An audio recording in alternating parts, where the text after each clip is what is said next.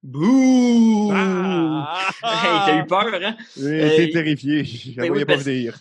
bienvenue à l'épisode de Rire Jaune, l'épisode 27, où c'est qu'on couvre l'épisode d'Halloween, le Treehouse of Horror numéro 6.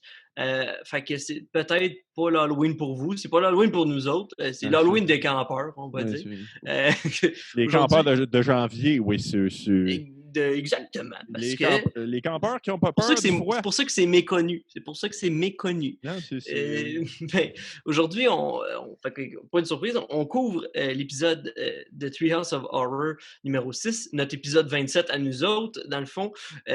Puis on reçoit Alex Lévesque, que vous connaissez peut-être de Dessine Bandé, si vous ne le connaissez pas, de son stand-up, diplômé tout juste, tout frais de l'École nationale de l'humour. On a fait l'école avec lui, Yeah. d'ailleurs, pas dans la même année, mais on l'a connu là, moi puis Vincent, qui est comme toujours mon co-animateur. Salut Vincent.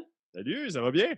Ben oui, toi. Ça va bien, merci. J'aime beaucoup comment tu m'as présenté aujourd'hui. Qui, comme Ah, toujours, merci. est mon co-animateur. Comme toujours, et mon co-animateur. Ben écoute, On est rendu dans nos pantoufles. on est rendu dans des solides pantoufles à Fantex faites par grand-mère. Aujourd'hui, dans le fond, exactement. Épisode Treehouse of Horror, dans le fond, 3 petits sketchs d'Halloween. On a The Attack of the 50 Feet Eyesore, qui est dans le fond, qui a une tempête. Je ne sais plus comment il l'appelle, une tempête météorologique. Ouais, c'est une météorite qui fout à marde. Non, ça, c'est. Tu mélanges avec Maximum Overdrive. C'est une tempête d'électrique qu'on appelle des éclairs. Il y a un orage. Il y a un orage, guys. Il y a un orage. Puis, dans le fond, qui rend tous les panneaux de publicité et les mascottes des restaurants vivants, puis tue le monde. Les meurtrières, oui. Oui, et qui d'autre que Polenka pour sauver la situation? Ouais. Et qui est Polenka? Vous le saurez. Vous allez avoir un guess dans l'épisode. Si vous voulez la vraie réponse, googlez-le. Aussi suivi de Cauchemar sur Terrasse Evergreen, qui est une claire parodie de Nightmare on Elm Street. Où c'est que le concierge Willy est mort dans un feu sur lui, qui hante les rêves des enfants de Springfield et les tue. Oui. Assez straightforward. Oui, et aussi de Homer à la 3, Homer cubique aussi. Le fameux épisode où c'est qu'Homer et Bart, on va pas se le cacher, tombent en 3D dans une espèce de pocket dimension cachée derrière une bibliothèque sur le mur de la maison des Springfield, qui amène Homer à la réalité. J'aime ça que tu dises le fameux épisode où ce que Homer est en 3D. Moi, ça a toujours été le fameux épisode où ce que Selma suce un crabe à l'extérieur d'un coquillage. C'est. OK. J'ai oublié d'en parler pendant le podcast, mais ça a hanté mes cauchemars pendant très, très longtemps. Plus que Willy, dont la job est d'hanter mes cauchemars, mais Chris de bon épisode. Pour vrai, c'était super le fun. Sacré bon épisode. Alors, on vous fait pas languir plus longtemps. Non. Place au podcast avec Alex Lévesque. Ça, c'est sûr qu'il est là. Hey, bon podcast, William. Merci bien. Tu vas pas garder ce petit bout-là. Ah! J'espère que non. Ah! On a fait un beau silence, Vincent. Je veux pas que tu me gâches ça. Ah! De rire jaune.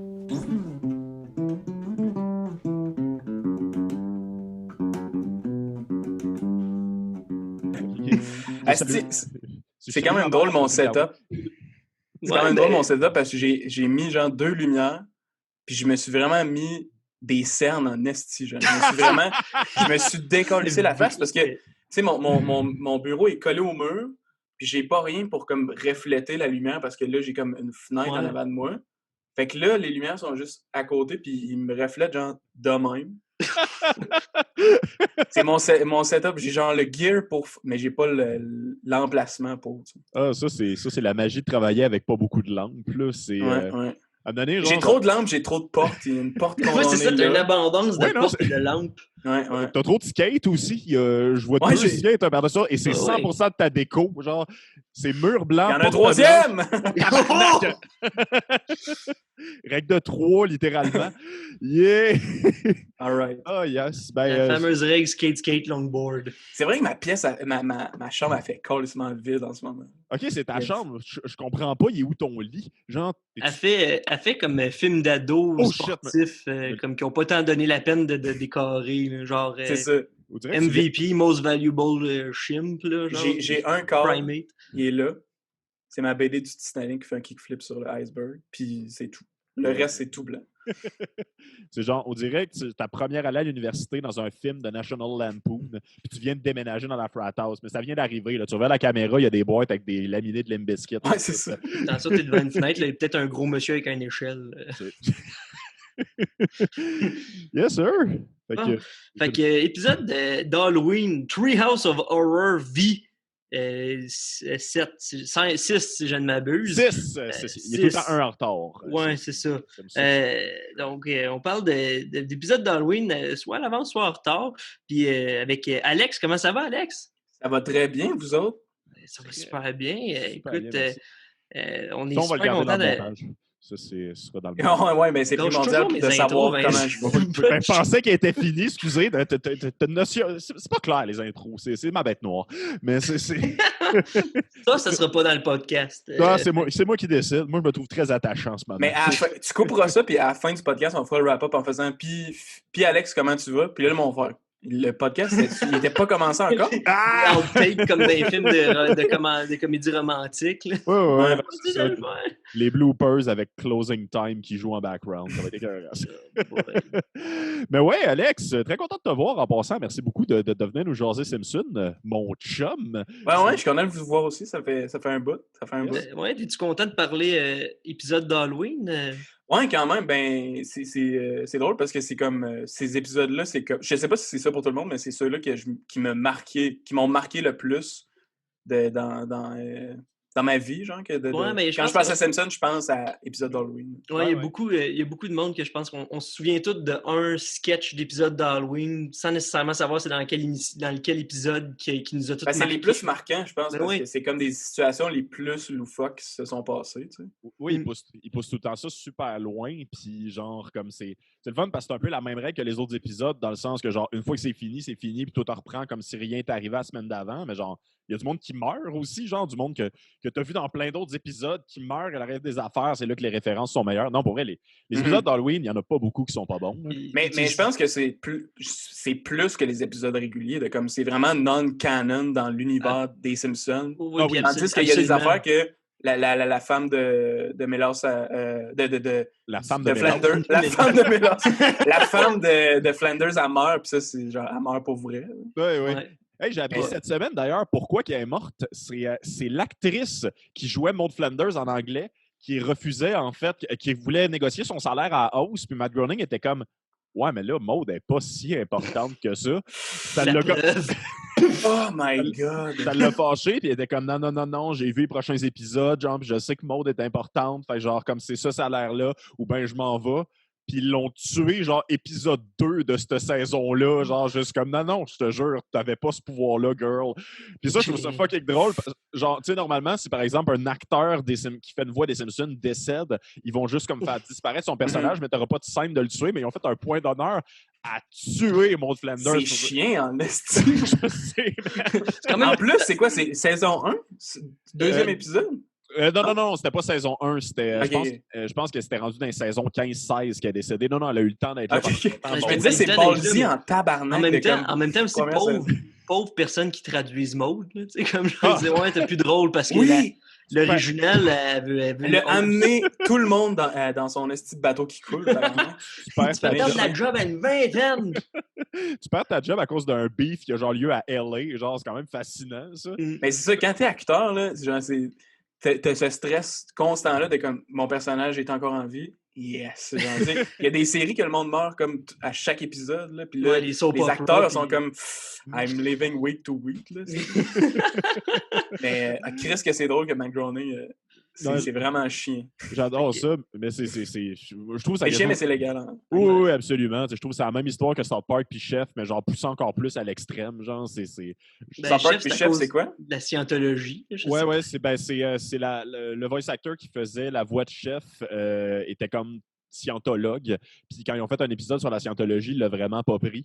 Fait que c'est ça. Puis il a dit, moi, je refuse de continuer de faire Chef tant que vous arrêtez pas de rire de la scientologie, qui est une vraie religion en laquelle je crois. Fait qu'ils ont fait un dernier épisode où, littéralement, ils ont repris toutes des bouts qui avaient déjà été enregistrés de d'autres épisodes de La Voix de Chef pour faire ses voix. Fait que l'acteur n'a pas participé à cet épisode-là. Puis tu chercheras la scène sur YouTube, mais genre, comme, au final, Chef se fait tuer avec une violence. Non, OK. Ah oui, ça, je me rappelle. Il tombe dans un ravin puis il se fait manger genre par des oui, ses organes, ils sortent, ça n'a comme pas de bon sens. Oh my God. Puis tout, là, genre, puis comme c'est tellement genre 2 minutes de violence gratuite pour expliquer, genre, il ne reviendra pas, les chums. Je le sais que Chef est important, mais rentrez-vous ça dans la tête, c'est fini, là. Il n'y a rien qui se passe d'autre, fait que... Ça joue dur, dans cartoon. Je pense que c'est surtout ça que je voulais dire. Il y a de la vengeance, puis il y a comme... En tout cas, c'est fou. Ouais. Fait que maintenant qu'on a parlé de South Park, on peut parler peut-être des Simpsons et du premier sketch de The Attack of the 50 Feet Eyesore. C'est comme ça qu'ils l'ont appelé. Je l'ai pas trouvé en français, c'était comment il s'appelait, mais sûrement l'attaque des géants. Des affaires qui obstruent la vue de 50 pieds. Qui est une genre de parodie de Maximum Overdrive. Un petit peu, ça a l'air d'être un mix de ça, puis l'attaque de la femme de 50 pieds, qui est un vieux film d'exploitation, genre, mais comme c'est... Maximum Overdrive, qui est un film qui m'a fâché. C'est quoi qui se passe dans Maximum Overdrive? C'est exactement ce qui se passe dans le sketch. C'est vraiment juste, il y a une comète qui passe à côté de la Terre, puis ça fait en sorte que tous les objets électriques se vengent de l'humanité, genre comme s'il y avait une intelligence genre artificielle. La mascotte, c'est genre un gros 18 roues là, qui écrase le monde.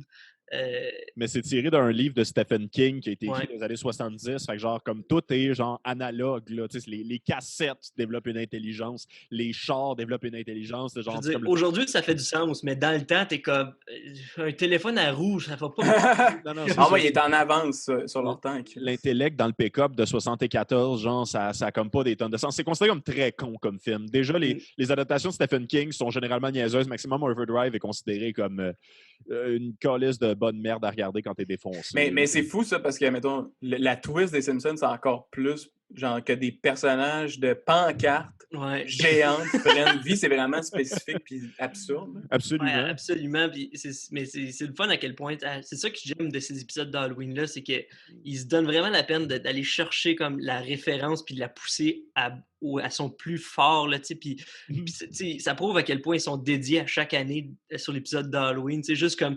tout le monde dans les credits change leur nom pour quelque chose d'épeurant. Ouais. C'est quelque chose de beau aussi, comme... premièrement, ils vont tellement loin dans leur phrase. Moi, j'avais oublié cette phrase-là, mais à la fin, quand ils découvrent comme comment combattre les publicités, c'est-à-dire en les regardant pas, t'as juste... Polenka. Oui.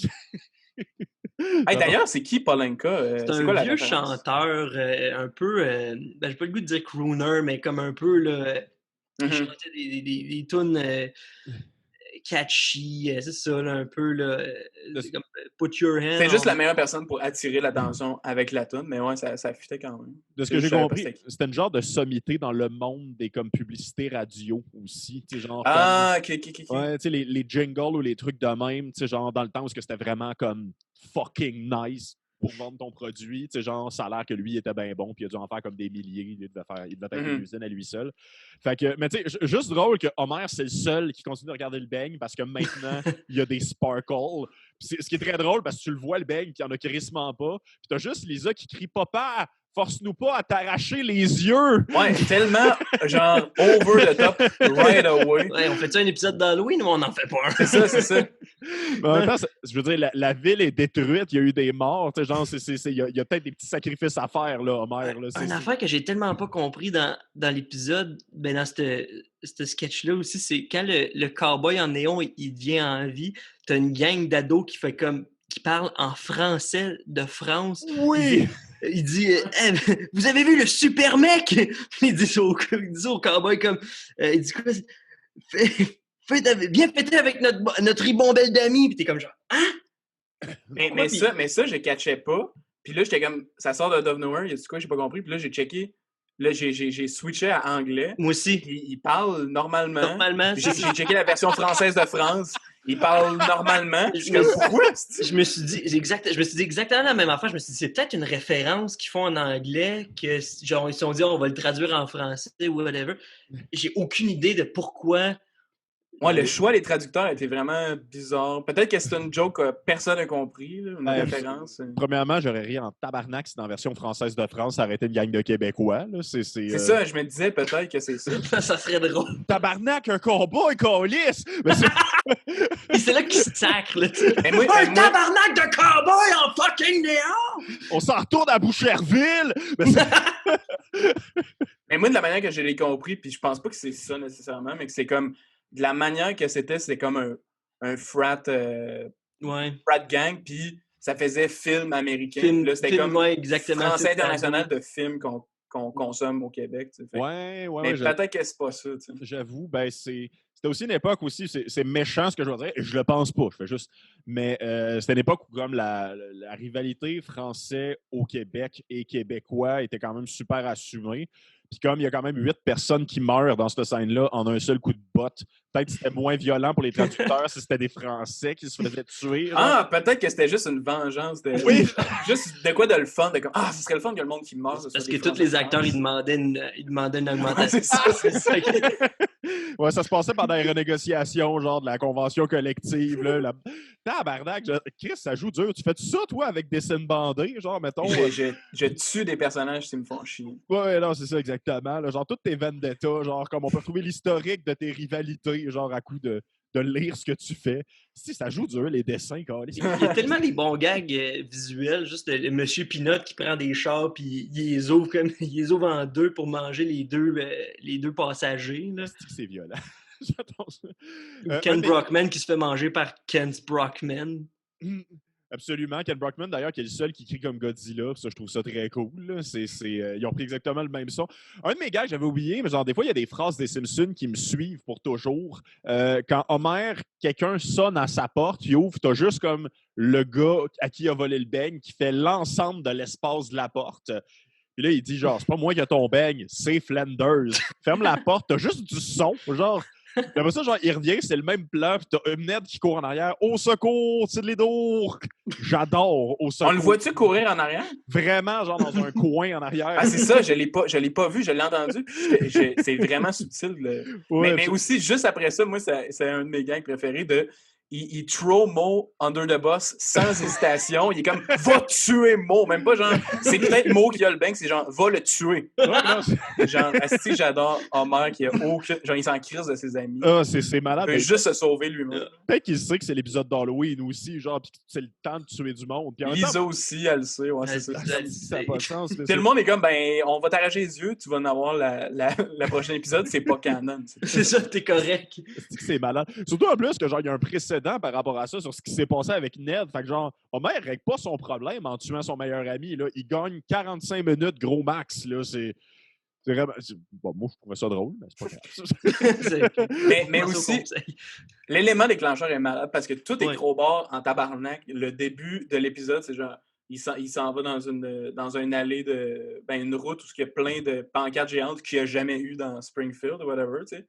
Puis après ça, il veut acheter le beigne. Il veut acheter un beigne colossal parce que c'est comme genre ça qui advertise. Ouais, parce que c'est pas dit genre les beignes ne sont pas de la même grosseur que la pancarte. C'est vraiment une prémisse impossible, mais c'est parfait. Ouais, puis il vole, puis il mange même pas. C'est ça, il mange même pas le métal, le Ben oui, il se couche dedans comme un demeuré, man.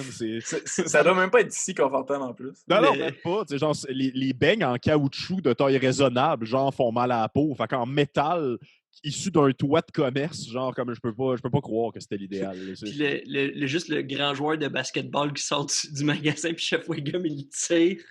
Parce qu'il pensait que ça, c'est très bon. C'est très, très bon. C'était pas un monstre, c'était le capitaine de l'équipe de basket. Ben, il commence à être pas mal monstrueux. Je pense qu'il y a du secondaire en plus. Là, fait qu'il a tiré un adolescent. Tabarnak! Parce qu'il y en a qui vont revenir dans le prochain. Non, c'est ça. Tant que c'est assumé, il n'y a rien qui passe pas. Là. Ça peut rester... Pour une émission 8 ans et plus, ils s'en sont permis. Là. là. C'est 8 ans et plus. Je pense que c'était encore 13 ans et plus à l'époque. Ah oui? Peut-être. Moi, il me semble que c'était pas mal l'époque où on voyait les 8 ans et plus, mais même dans le temps, genre, je catchais pas, genre, comme, qu'est-ce que je peux voir à 8 ans, genre, qui va être bien correct, mais qu'à 7 ans, je pouvais pas handle, genre. Mais c'est ça, je pense que c'est une des raisons pourquoi c'était marquant, parce que c'était quand même trash, puis c'était comme un peu thrillant de le regarder quand t'étais jeune. T'es comme, ouh, je pense pas que je suis supposé de regarder ça, mais je suis en train de le regarder. Je pense qu'on a tous eu cet comme aspect-là. Ouais, on a tous eu cet aspect-là de justement, là, comme, oh, je suis pas supposé de le regarder, mais c'est vendredi, puis C'est. Hey, pas d'école demain. Je viens de penser à ça. Pour une fois, je vais plugger ça. Ma blonde a longtemps fait la job de faire le contrôle qualité des films. C'est-à-dire, mettons, genre, s'assurer, mettons, pour Netflix, pour Amazon, que toutes les copies, comme il n'y a pas de bug, il n'y a pas de pixels brûlés. C'est super plate comme job, mais tu es quand même payé pour regarder les films. Puis, à un moment donné, en fait, il y avait un film que, passé 45 minutes, c'était full-on zoophile. Genre, comme des bonnes scènes de gens qui sont attirés par les... C'est quoi le nom du film? Je sais pas. Je sais pas, je m'en souviens plus en tout, mais comme je t'ai dit tantôt, Madagascar Uncensored. Ah ouais, c'est ça, c'était la première version avant que ta blonde elle fasse un corps. Non, exactement, là, parce que, tu sais, on se le rappelle. Alex le lion vire wild, là, en tout cas. En veux-tu, c'est des bons blowjobs de girafe. Qu'est-ce qu'elle a fait? Ah, ben c'est juste que le film était 13 ans et plus, full zoophilie, fait qu'elle a appelé à la régie du classement pour leur dire, genre, ouais, salut, juste pour être sûr, parce que c'est ça, là, je travaille en ce moment, genre, puis ça dit que le film est 13 ans et plus, mais pourtant, c'est violent, puis plein de sexe d'animal. Et là, la personne, il a répondu du tac au tac, ben là, voyons, mademoiselle, pensez-vous vraiment qu'on regarde tous les films au complet? Oui? Oui? J'espère. Le monde qui décide, genre, c'est pour qui les films ne regardent pas les films au complet. J'adore ça, genre, mais comme c'est ça. Fait que peut-être que les Simpsons, ils ont juste regardé le générique, puis c'est ça mon point en passant, puis ils se sont juste dit, ils sont jaunes, c'est animé. Ça a longtemps été notre théorie de comme, genre, le monde chez Fox, ils font juste pas regarder le script la plupart du temps, puis comme ça passe d'un censor. Tu sais, genre, juste l'intro que c'est Banksy qui a faite. Fox l'a même pas regardé, puis ils l'ont retiré après, genre après qu'il soit sorti. Diffusé, genre. Ouais, après avoir été diffusé comme 4-5 fois, Fox ont fait ouais, ça nous donne pas une bonne image, là, je crois. Ouais. On n'a pas l'air gentil, là. On peut passer au prochain sketch d'Halloween. J'ai un fun fact sur un moment donné, il y a comme l'empreinte c'est comme l'élément pour amener à la boîte de pub. Ouais, c'est un fun fact pas si le fun que ça, là, mais c'est comme il lit l'étiquette sur l'empreinte, mais techniquement, l'écriture est supposée être à l'envers. Sauf qu'il est à l'endroit. Continue, William. C'est un beau Easter egg, c'est merci. Là, j'ai mais oui, du fun pendant ton fun. Non, c'est un beau moment, moi j'ai apprécié ça. Presque autant que regarder la zoophilie pour les enfants. Ah oui, non, c'est... non, le prochain sketch, c'est Cauchemar sur la terrasse Evergreen, qui est clairement une parodie de Nightmare on Elm Street. Moi, c'est mon préféré de tous les épisodes d'Halloween confondus. C'est facilement mon préféré, là, juste pour Willy.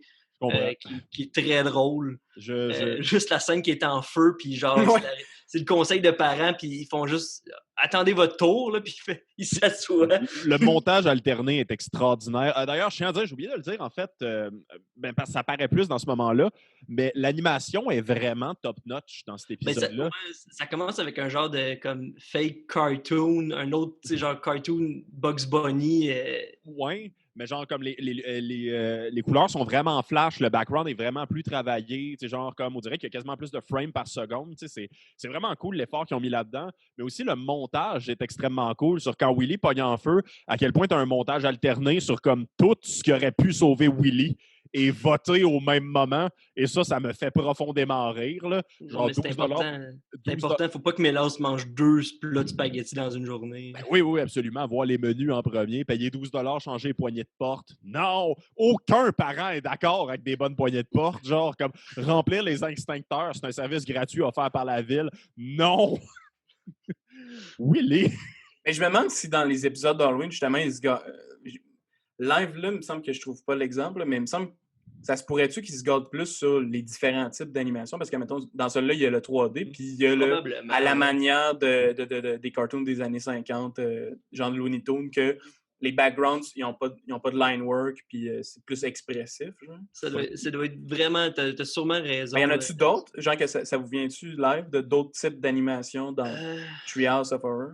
Je pense qu'ils l'ont fait dans un récent où c'est que genre ils reçoivent comme un genre de multiverse des Simpsons où c'est qu'ils sont tous dessinés d'une façon différente. T'as même genre les Simpsons Lego. Puis fait que je pense, ouais, j'ai pas d'autres exemples qui me viennent en tête, mais oui, là, tu sais, t'en as un ils ont fait une parodie de la guerre des mondes, puis c'est vraiment dessiné là, comme plus noir et blanc, puis oui, c'est ça. un peu plus grasse, puis juste l'épisode tout de suite après, parce que je pense qu'ils ne sont pas tous réalisés par la même personne. T'sais, les épisodes des Simpsons, en général, ne sont pas écrits ou réalisés par la même personne à chaque fois. Genre, comme c'est une team de réalisateurs, une team d'auteurs, une team de lead auteurs aussi.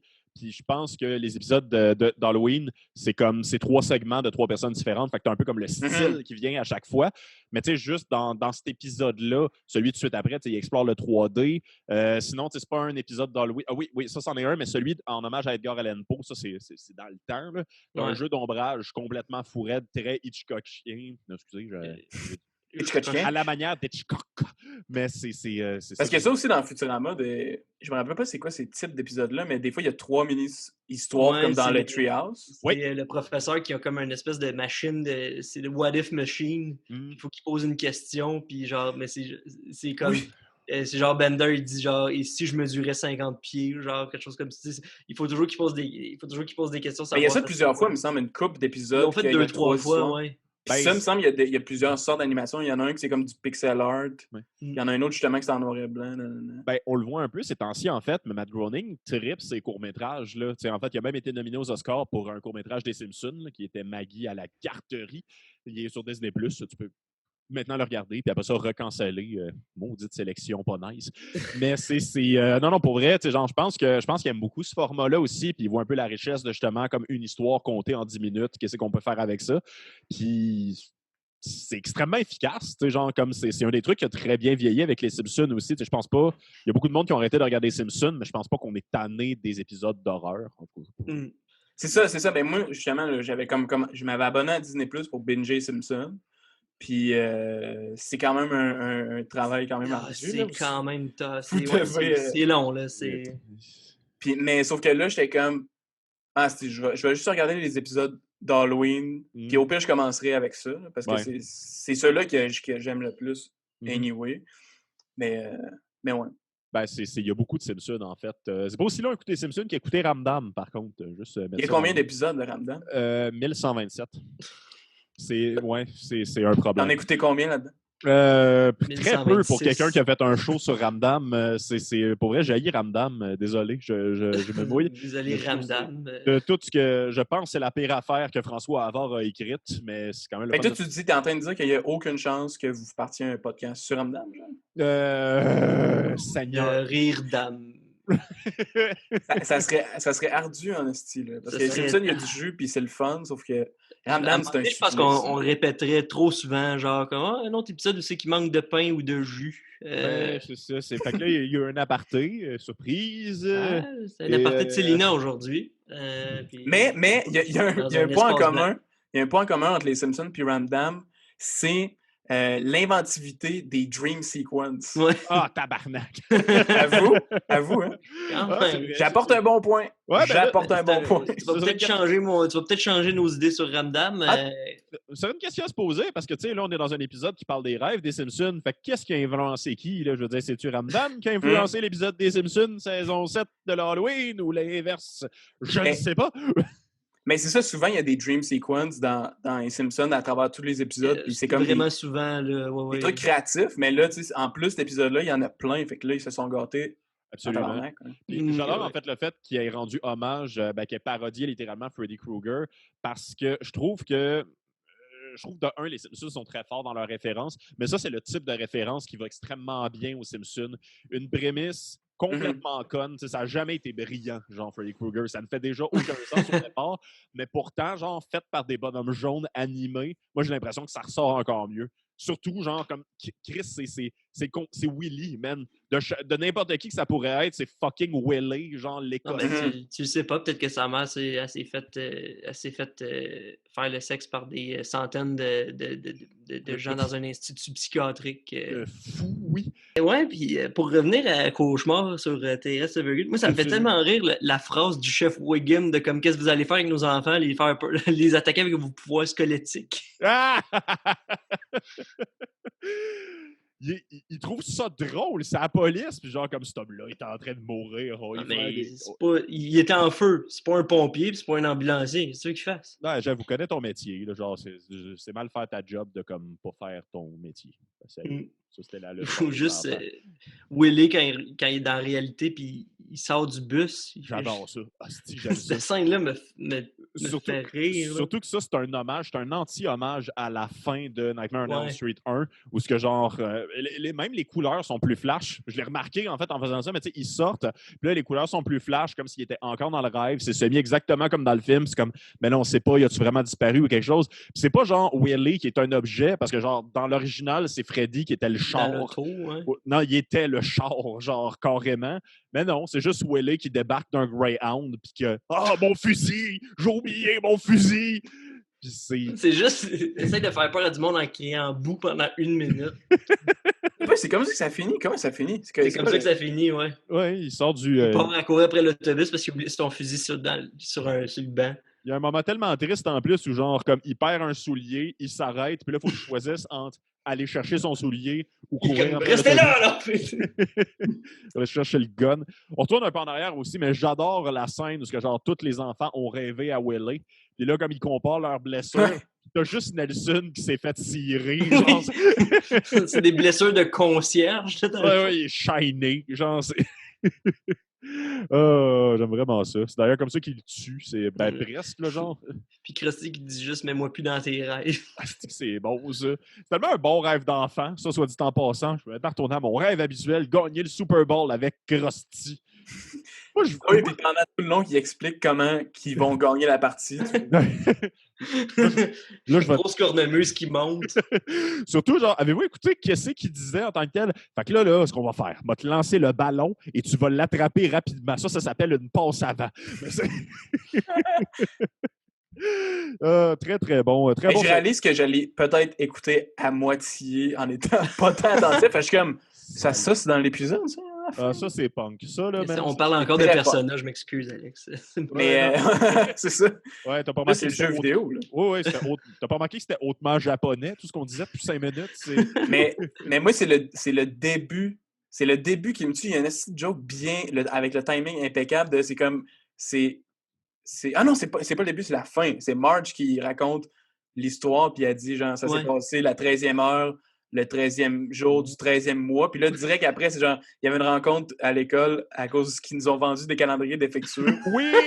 Ça, j'ai ri fort. Là. C'est une bonne joke que j'avais pas vu parce que j'étais comme, c'était vraiment bien construit. Parce que j'étais comme, je me suis vraiment, tu sais, au setup, j'étais comme, pourquoi le troisième? Puis là, ils m'ont eu.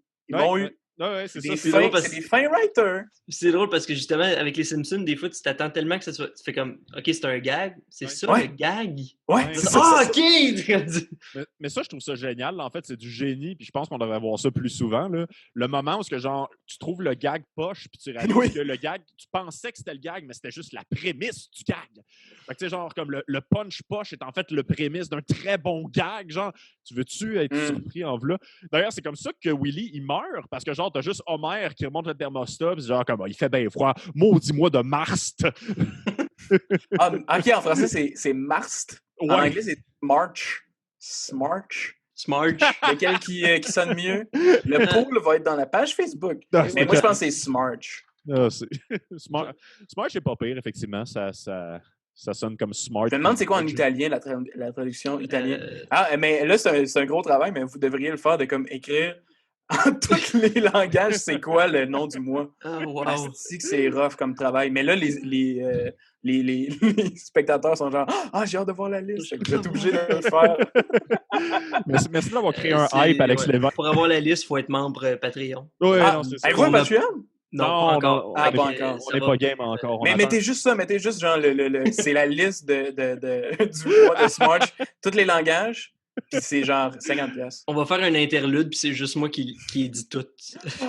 Ah, pas vrai, c'est pas fou de faire ça. Ce serait tellement mon genre de faire ça en plus. Je suis une mauvaise personne en passant, mais partir un Patreon, t'as, mettons, genre différents paliers de genre 5, 10, 15, 20, 30, 50$. Si tu donnes en bas de 30, t'as rien. Et si t'as en haut de 30, t'as juste ce sondage-là. Mais c'est drôle parce que moi, j'ai sur mon Patreon de Dessin Bandé, j'ai un truc que c'est genre 100$. Mm-hmm. C'est rien pantoute, puis la description, c'est ma façon de faire chier les riches. Il n'y a personne qui est abonné, mais un moment donné, j'aimerais ça que quelqu'un s'abonne, puis il fasse comme « Ah, c'est sûrement une joke, et j'ai tout disponible. » Il s'en va sur la page, tout est bloqué. J'aimerais ça, quelqu'un, ça le fasse chier pour vrai. Asti, c'est bon, genre, non, pour vrai, ce serait un excellent beef. Puis après ça, genre, comme tu documentes le beef que tu as avec cette personne qui était comme comment t'as fait pour pas comprendre. C'est une vraie. J'ai pensé à ça aujourd'hui, j'étais comme, je pourrais juste taguer plein de gens, François Lambert, plein de personnalités riches, faire comme, abonnez-vous à 100$, vous avez le cash, donnez-moi de l'argent, asti, là. Vous pouvez, genre, en brûler. Va glisser une version papier de cette proposition-là pour François Lambert en dessous, genre de la porte de Big Brother. Ça va. Juste cette anecdote-là, parce qu'il se passe tellement rien dans cette calice d'émission-là, je pense qu'ils vont comme meubler une semaine au complet. Là. Il y avait un papier d'Alex Lévesque en dessous de la porte. Moi, j'aime quand même ça. Il se passe rien, mais ça me divertit. Mais je suis peut-être pas assez connaisseur de télé-réalité, mais je ris fort, je cringe. J'aime quand même ça, même si. Je l'ai pas encore écouté. Je suis tellement en retard sur les affaires québécoises. Je veux dire, les émissions québécoises. Là, puis je les écoute toutes en rafale. Là, fait que, j'ai fait ça pour OD aussi. Puis, je pense que je vais m'étaper bientôt. Parce que je suis très d'accord que c'est plate, mais c'est du bon plate. Bon cringe. Là. Je disais pas ça négativement en passant, étrangement. Puis je suis quand même un fan de télé-réalité, mais c'est un peu tout le temps ça, une bonne télé-réalité. Il se passe rien, puis le monde braille. C'est exactement ça. Justement, il y a un bon sketch récurrent de SNL que c'est juste. Je ne sais pas si c'est une parodie de Big Brother, mais c'est ça, c'est genre du monde dans une maison, puis il y a du beef à rien, de genre, hey, je m'en vais au DEP, tu veux-tu quelque chose? Puis là, hey, je m'en vais écouter un film, tu veux-tu venir avec moi? Puis là, l'autre gars, il était comme genre, hey, je pensais que genre, on faisait de quoi ensemble. Puis là, il y a un beef, ben c'est fuck all, là. Puis il y a des shots d'entrevue, puis il est comme genre, yo, je pensais que j'allais écouter un film avec Marc. Il y a de la tension dans la maison. Mais je pensais que tu parlais de Californians. Ça, c'est bon, hein, Chris. Est-ce que vous avez déjà écouté Run Together? Oui. C'est pas très bon, c'est juste le fun de savoir que ça existe, mais c'est Big Brother, mais avec des personnages connus de dessins animés. Non! T'as une parodie de Bob l'éponge, une parodie d'une princesse de Disney, une parodie de Superman, une parodie de Pikachu, t'as une parodie d'un dessin de Newground, genre, comme c'est tellement vulgaire, t'as de la merde passe tout et mur. Ça, c'est fiction, là. C'est pas vraiment... Oui. Je te prêterais les coffrets DVD, si tu veux, man. J'ai de cette époque-là. Puis genre, t'as de la full frontal nudity, t'as des bits, man, là-dedans. Là, je comprends pas c'est quoi. C'est bizarre. C'est Adult Swim dans le temps qu'ils se cherchaient, là, man. C'est malade. Oui, absolument. On retourne aux Simpsons parce qu'on n'a plus des tonnes de temps, mais je t'envoie un DVD par Pro mon gars. Je vais prendre la perche que tu m'as donnée, Vincent, mais on continue avec le dernier sketch de cet épisode-là, que c'est Homer. Attends. Oh, quoi? En rafale, je dis mes jokes préférés du sketch que j'ai pas pu rentrer. Genre, quand que Lisa a dit, genre, la prochaine fois qu'on... Tu réalises-tu que la prochaine fois qu'on s'endort, on pourrait mourir? Puis là, le grand-père, tac au tac, bienvenue dans mon monde! Le timing est incroyable dans ce joke-là. C'est nice. Puis... Vas-y. Continue. C'est une rafale, là. Vas-y. Là. Oui. C'était ça. Puis la joke du 13e mois qui m'a fait beaucoup rire. Tu peux continuer. Ta rafale, c'était une joke, puis une joke que t'as déjà dit. Mais il l'a dit vite, il l'a dit en rafale. La rafale, c'était une joke, je pensais que j'en avais plus. C'est ça, on n'a pas senti virgule dans tes phrases, mais tabarnak, on n'a plus les rafales qu'on avait. J'aime qu'à chaque fois que je passe au prochain sketch, t'as toujours comme ah, attends. Il faudrait pas que j'oublie mon affaire. J'ai pas noté des trucs pour rien. Mais oui, dernier sketch parce que genre, je veux qu'on en parle. Moi, c'est peut-être mon préféré de tous les Halloween. C'est Homer à la 3, Homer cubique. Le fameux sketch, c'est qu'Homer tombe en vrai 3D. Ah, c'est que j'adore ça, man. Ah, c'est que je l'aime, ça. Là, pour vrai, il se ramasse dans un fond d'écran. Moi, ce que j'aime de cet épisode-là, c'est que ce que j'aime de cet épisode-là, c'est un peu Homer qui fait le commentaire, mais que ça a coûté cher, mais ils font pas vraiment quelque chose avec. Oui. C'est un peu ça la joke. C'est qu'ils font rien avec la technologie qu'ils ont utilisée, genre. J'ai l'impression de perdre des milliers de dollars juste d'être ici.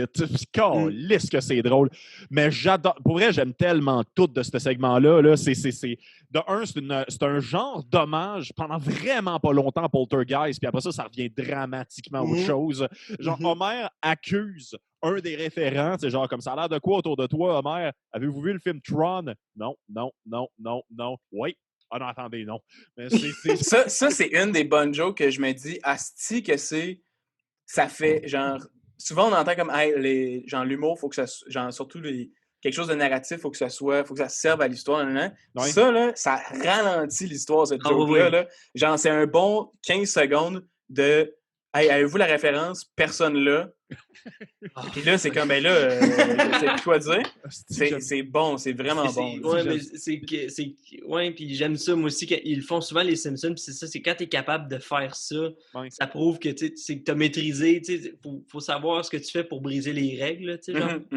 Puis, quand ils peuvent se permettre de briser les règles comme ça, là, c'est tellement payant à tous les coups, là. Il y a quelque chose que, peut-être c'est moi qui le lis un peu trop, mais moi-même, dans le temps, en fait, je voyais ça et j'étais vraiment content.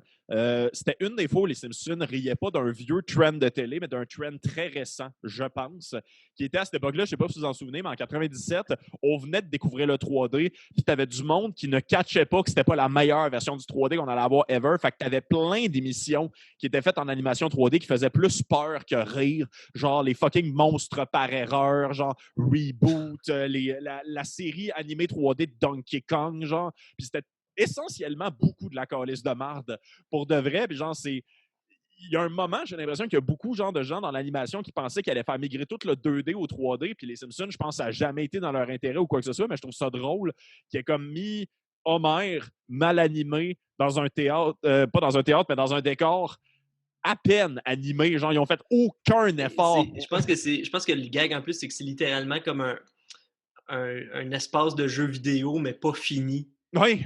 Il y a comme une bibliothèque ou genre un palais de justice, puis c'est tout, puis c'est comme tout exactement comme les jeux vidéo sont faits, les quadrillés, tout. Puis j'adore le gag du panneau des X, des Y, puis des Z, là, des axes. Là, oui. Surtout, c'est quoi ça? Ben, c'est juste pour prouver que c'est en 3D. Ouais. C'est pour prouver que c'est en 3D. Là. C'est dans le fond, t'as les Y qui montent en haut, les X à gauche, puis les Z à droite. Puis c'est juste pour montrer que c'est en 3D, là, dans le fond. On le catch, ouais. Mais moi, c'est le Clash, je m'en rappelais pas que c'était autant intense que ça. Puis c'est peut-être la version Disney Plus qui est comme remaster. Mais c'est comme, ça fait une nasty différence. Oui, absolument. Quand même de qualité là, pour l'époque. On s'entend, c'est pas un épisode au complet en 3D, mais reste que ce segment-là est quand même de qualité. Là, ils ont mis tout ce qu'il y avait à mettre là-dedans. Genre, mettons, pour comparer à quoi qui était bon, c'est comparable à, mettons, les Toy Story 1 de ce monde. Genre, comme, par rapport à l'époque, c'était ça. Andy faisait fucking peur dans Toy Story 1. Mais tu sais, tous les enfants, c'est Andy. Je sais pas si tu le savais, là, mais ont utilisé la même face sur tous les enfants. Je te le jure, tous les enfants dans l'histoire de jouets, c'est Andy. Mais non, mais il y a Sid qui a une face différente. À part Sid. Mais il y a la petite sœur aussi. Puis la petite sœur. Mais je veux dire, OK. Puis la mère. Puis fun fact, le petit monsieur qui joue aux échecs avec lui-même. Puis, non, mais... C'est sûr que ça part une bonne chicane, ça. Là. Puis Sully, puis Mike Wazowski, puis Boo. Puis les fourmis dans Box Life! Mais justement, fun fact, genre la compagnie qui a fait le 3D, c'est la compagnie qui est devenue DreamWorks. Ouais. Fait que ma théorie, c'est que Homer et Shrek, c'est des frères. Oh, c'est des frères. Ils ont des couches. Ils ont des couches. Un est jaune et l'autre est vert. Un autre de mes gags que j'aime bien, c'est quand le professeur Frink il dessine un carré puis il fait un cube et puis il appelle ça un Frankahedron. Oui. Parce qu'il l'a inventé. Finalement, c'est un petit cube. Et aussi, il fait le cube, puis là, tout le monde sont comme... Mais ils sont fucking impressionnés de voir un cube. C'est un gag qui, en même temps, eux sont en 2D, fait qu'ils comprennent pas.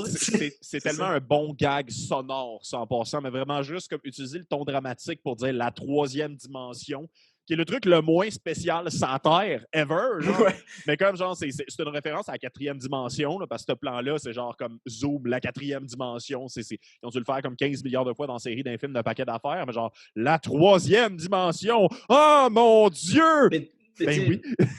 Je veux pas pousser les affaires trop loin, mais scientifiquement parlant, genre, mettons, les autres, ils vivent dans un monde en 2D, fait qu'ils pourraient pas comprendre la 3D, comme nous autres, on pourrait pas comprendre la 4e dimension. Ouais, je comprends. Une 4e dimension existe, mais on peut pas l'avoir. Notre cerveau est incapable de comprendre. Mais c'est comme Futurama, dans un épisode, ils vont dans la 1D, genre. Oui. Ils sont juste genre une ligne. Ils sont sur le sol, je pense.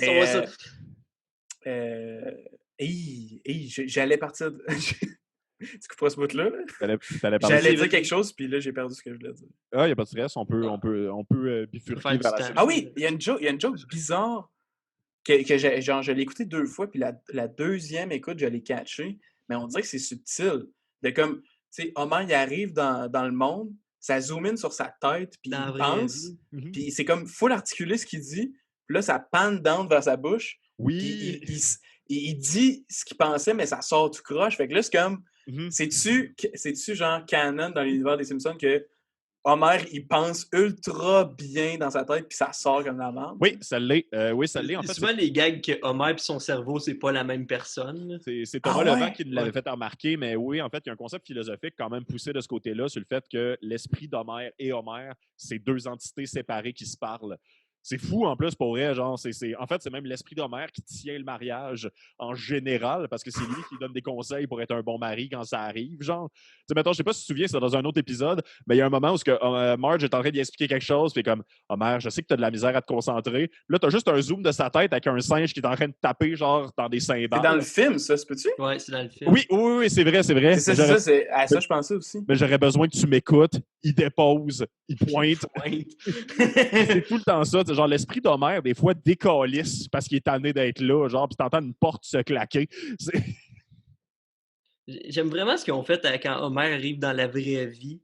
C'est que, tu sais, il est dans la rue, puis tout le monde le regarde. Ils n'ont pas fait un genre, on filme la rue, puis genre, le monde va passer, puis il va juste comme. Ils vont le dessiner qui dépasse qui fait juste contourner le monde. Le monde s'arrête vraiment pour le regarder. Genre comme c'est un extraterrestre, là, c'est un cartoon. Tu sais, je sais pas s'ils arrivent dans la vraie vie et font comme c'est Homer Simpson.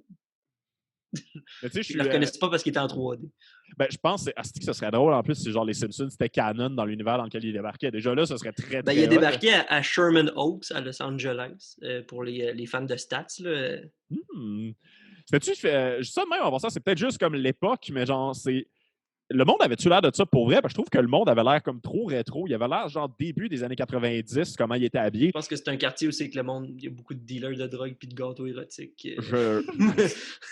Un à côté de l'autre, man. Genre, t'as ton crack cocaine et ton gâteau en forme d'anus. Là, c'est les prédécesseurs des magasins de matelas qui font du blanchiment d'argent.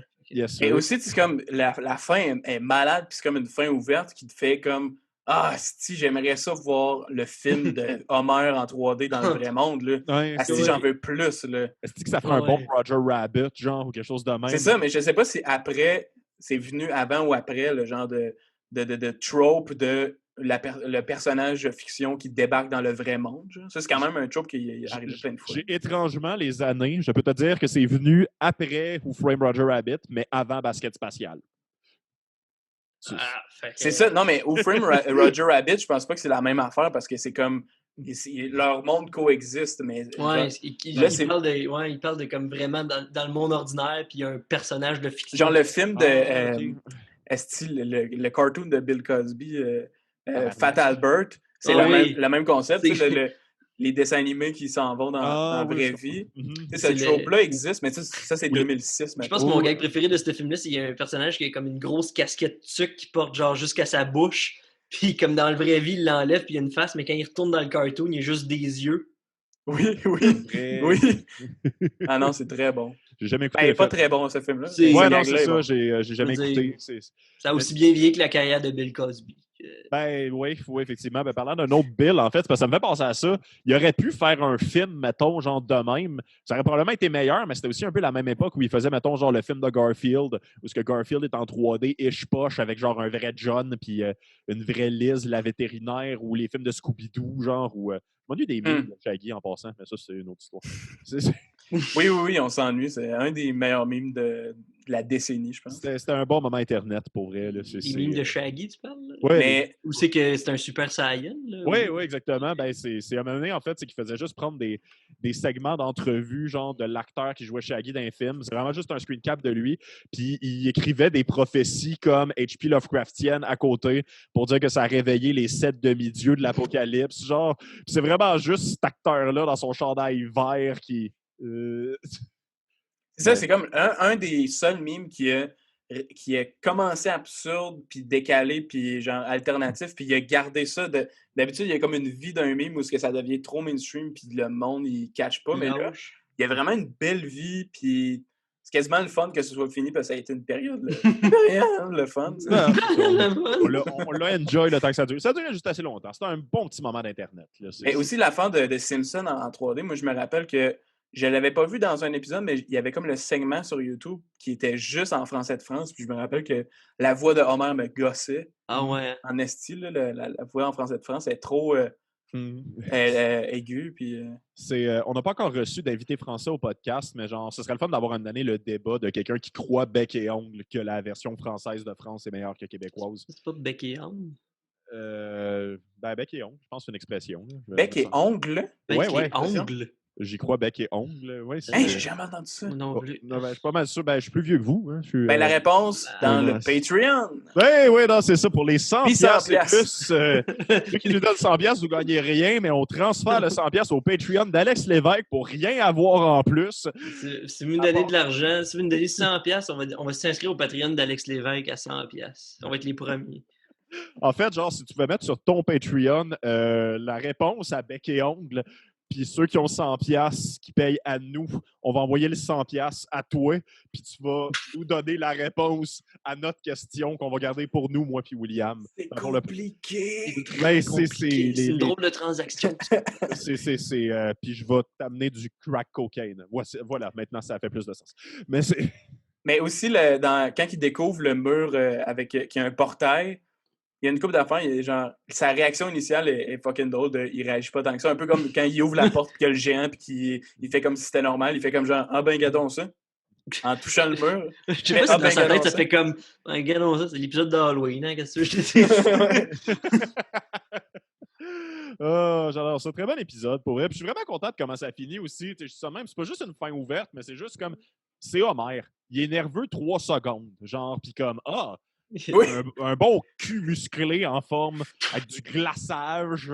Allons-y. Surtout, qui va tout seul? Quel homme de 40 ans, genre comme col bleu, va s'acheter des gâteaux érotiques tout seul? Genre, un homme qui vient de passer de la 2 à la 3D. J'avoue. Ouais, non, c'est ça. Tu ne l'as pas vécu, mais c'est clairement quelqu'un. J'avoue qu'il n'y avait peut-être pas le référent qui avait des gâteaux en forme de personnages de Marvel puis autre chose que des culs musclés. En fait. Mais je pense que aussi, il est comme genre, il se posera pas la question. Là. S'il y avait un magasin de beignes, il aurait arrêté là, mais c'est le premier magasin où il vend des affaires. Il va assumer. Je m'en fous de manger un cul. Là. Que ça soit sucré. Ah, ça peut être une bonne quote. Ça peut être le nom de l'épisode. Je m'en fous de manger un cul tant que ce soit sucré. Oui, ok. Ça va être, moi, je finirais quasiment sur cette phrase-là. Je pense pas qu'on peut topper ça. On ne pourra pas topper ça. Merci d'avoir été avec nous autres, Alex Lévesque. C'était vraiment le fun de te parler de l'épisode d'Halloween. C'était savoureux, littéralement. On peut te suivre sur Dessine Bandé, évidemment, avec tes BD puis tout, mais as-tu d'autres choses que tu veux plugger? Ton Patreon à 100$, mettons? Ou... Ouais, mon Patreon à 100$, mais sinon, Dessine Bandé sur Instagram puis Facebook. Sinon, Alex Lévesque un peu partout. Mais alexlevesque.com, il y a tous les liens. Ah ouais? C'est vraiment facile. Ouais. Ah, tant et voilà. T'as-tu récupéré alexlevesque.com? J'ai récupéré alexlevesque.com, mais je... Félicitations. Ça fait longtemps que je l'ai parce que, genre, asti, vite, là, mettons, là, genre, ça fait longtemps que je l'ai, puis je trouve ça le fun de l'avoir, mais dessinebandé.com, pendant longtemps, il y a un asti d'enfant de chienne qui m'en avait acheté. Puis c'est la personne que je déteste le plus au monde, même aujourd'hui, je pense. Puis je suis comme, ce gars-là, si je le trouve, là, je le garage en bas d'une falaise. Je le sais, man. Parce qu'il y a-tu quelqu'un qui a Vincent Descoteaux? Ben là, je l'ai, finalement, l'histoire finit bien. J'ai dessinebandé.com, puis je l'ai payé pour des peanuts, là, parce que le gars, j'avais des emails avec, il était genre, hey, je te le vends 1000$, puis j'étais comme, je vais te tuer! Je vais te tuer! je taille, mais là, finalement, tout est bien qui finit bien, il l'a pas renouvelé. Je suis sauté sur l'opportunité. Est-ce que je suis content d'entendre ça de toi, finalement? Parce que t'as pas idée la quantité de fois que des gens m'ont dit, genre, ouais, il y a Alex Lévesque qui m'a dit d'acheter mon nom de domaine. Parce que, genre, c'est vraiment. J'aime ça faire peur au monde. J'aime ça faire peur au monde en faisant comme. Non, achetez votre site, est-ce que quelqu'un va l'acheter puis il va vous envoyer vous dire d'y envoyer de l'argent? Vous connaissez l'expression l'homme qui a vu l'homme, qui a vu l'homme, qui a vu l'ours? Ben, genre, dans le milieu de l'humour, c'est l'homme qui a vu l'homme, qui a vu l'homme, qui a vu Alex Lévesque en tabarnak à cause des noms de domaine. Pour vrai, oui, mais là, j'ai poussé Jean-Michel Martel à acheter jean-michelmartel.com. Mégane Brouillard. C'était dans mon paquet d'exemples, ces deux-là, câlisse. Mais vous, chaque personne qui lève, achetez votre nom de domaine, ça coûte rien. Mais là, tous les spectateurs, même le monde qui sont pas dans le domaine du spectacle ou des arts, sont comme, ben là, il faut que j'achète mon nom de domaine. Achetez vos noms de famille sur Internet. Achetez vos noms de famille.com. On va peut-être acheter de rirejaune.com, puis après ça, on va publier cet épisode-là. Ce serait l'ordre, ça c'est l'ordre des choses. Mais quoi qu'il en soit, merci pour le conseil de choix de carrière et merci aussi pour ta présence. Pour vrai, t'étais fucking sacoche. Merci à vous autres. Simpsons for life. Yes.